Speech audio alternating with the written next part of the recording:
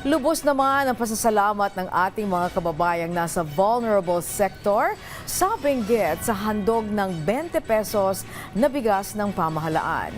Department of Agriculture, Cordillera, tiniyak na aabutin din ang programa sa ilan pa nating mga kababayan sa rehiyon. Si Christine Bornolia sa baway ng PTV Cordillera sa sentro ng balita. Pinilahan ng 20 pesos kada kilong bigas na ibinebenta sa provincial capital ng Benguet para sa mga kabilang sa vulnerable sector. Kasabay ito ng paglulunsad ng programang Benting Bigas meron na ng lalawigan sa pamamagitan ng Department of Agriculture at Provincial Agriculture Office.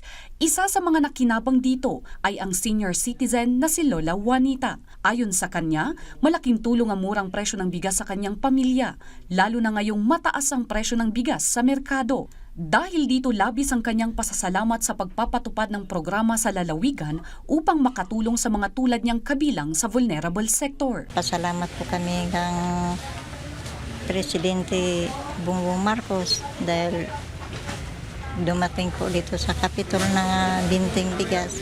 Malaki pong tulong ito sa amin. Magtatagal hanggang Miyerkules ang pagbebenta ng 20 pesos kada kilo ng bigas, ngunit nakadepende pa rin ito sa bilis ng pagkaubos ng supply at sa dami ng mamimili.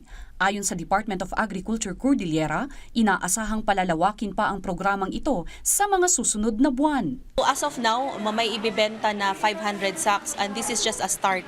Meron pang pasunod na mga activities kasi sabi nga natin launching ngayon. Labis ang pasasalamat ng pamahalaang panlalawigan ng Benguet sa pagpapatupad ng programa, lalo na't malaking tulong ito sa mga residente ng Benguet sa gitna ng kasalukuyang krisis. Noon lang naririnig lang natin na may binting bigas pero hindi naman nakikita sa ground. So ang ganda-ganda nito, at least mas lalo na ngayon during this trying times, at least may pabigay tayo sa mga vulnerable sector.